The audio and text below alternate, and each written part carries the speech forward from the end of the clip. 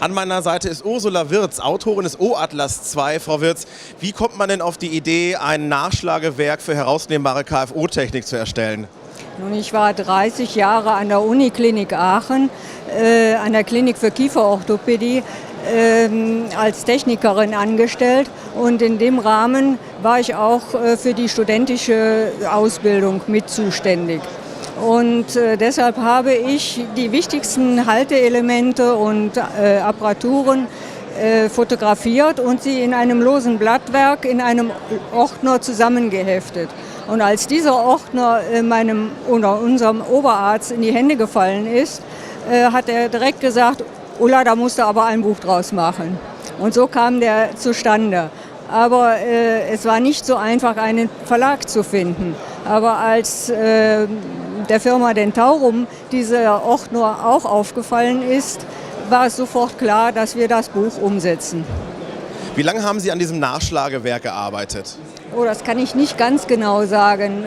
Ich habe ca. 91 bis 93 daran angefangen mit diesem losen Blattwerk, weil ja alles nur immer gemacht werden konnte, wenn Zeit im Labor zur Verfügung war oder eine entsprechende Arbeit auf meinem Platz war. Und deshalb hat es länger gedauert und 2003 ist dann die erste Version hier auf der EDS vorgestellt worden, also der O-Atlas I. Für welchen Personenkreis ist denn eigentlich der O-Atlas II konzipiert worden? Also ursprünglich hatte ich das nur für kieferorthopädische Zahntechniker gedacht. Es können aber auch Kieferorthopäden, sind auch sehr daran interessiert. Es ist aber auch möglich, dass Studenten und Neueinsteiger in der KFO, die können darin nachschlagen, was es alles für Möglichkeiten in der kieferorthopädischen Zahntechnik gibt. Und außerdem kann dieses Buch auch als Begleitbuch in kieferorthopädischen oder zahnärztlichen Praxen mit benutzt werden. Wenn wir an die Daten und Fakten mal denken, wie ist der O-Atlas aufgebaut worden? Also der O-Atlas II ist jetzt auf 397 Seiten in 8 Kapiteln aufgeteilt worden. Es sind 235 verschiedene Apparaturen darin und angefangen wird dieses Buch, oder habe ich das Buch mit Halteelementen, dann kommen Federelemente, einfache Platten, Doppelplatten, bimaxilläre Geräte, Drahtgeräte und zum Schluss, genau wie in einer kieferorthopädischen Behandlung, kommen die Retentionsplatten. Wenn wir mal den Vergleich zum ersten O-Atlas schlagen, was hat sich verändert jetzt zum zweiten O-Atlas hin?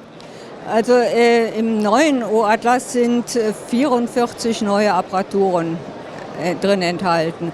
Und mit den neuen Fotos sind sehr viele Detailaufnahmen, die dem Anwender doch eine sehr gute Hilfestellung sind, um sie auch viel besser nachbiegen zu können. Und ich denke, dass die Verbindung, die jetzt möglich ist, vom alten zum neuen Atlas, zu den Online-Medien, Print- und Online-Medien, das ist intelligent verbunden worden und dazu sind 3D-Aufnahmen gemacht worden. Und durch diese Detailaufnahmen, denke ich, ist es für jeden Techniker wichtig, das Ganze anzugucken. Mit über 230 Apparaturen gilt der O-Atlas II als eines der größten Nachschlagewerke weltweit. Wo stößt denn eventuell das Buch an seine Grenzen?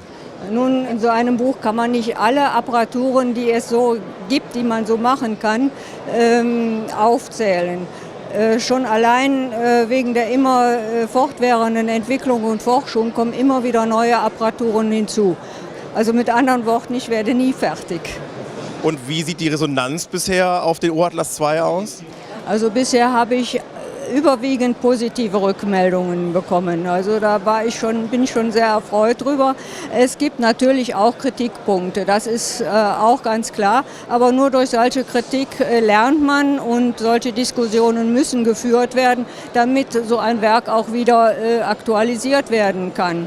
Und ich bin von einem Techniker angesprochen worden, dass da keine Wertungen über Halteelemente oder Apparaturen gemacht worden sind. Und da muss ich auch klar sagen, dazu bin ich nicht befugt. Also ich behandle keine Patienten, ich stelle die Apparaturen nur her und deshalb kann ich solche Wertungen nicht abgeben. Und die allerletzte Frage, was hat Ihnen als KFO-Zahntechnikerin am meisten Spaß gemacht? Meinen beruflichen Alltag quasi in Buchform niederzuschreiben, das hat auch großen Spaß gemacht. Und an der Uni bei innovativen Apparaturen meine Ideen mit einzubringen, das war schon eine große Freude. Und außerdem war ich bei internationalen Kongressen und habe Vorträge gehalten. Das war für mich auch eine neue Herausforderung, aber das war schon sehr gut. Und als letztes dann noch mit diesen ausländischen Versionen, die jetzt entstanden sind, Wissen quasi in der ganzen Welt weiterzugeben, das macht mir schon sehr große Freude.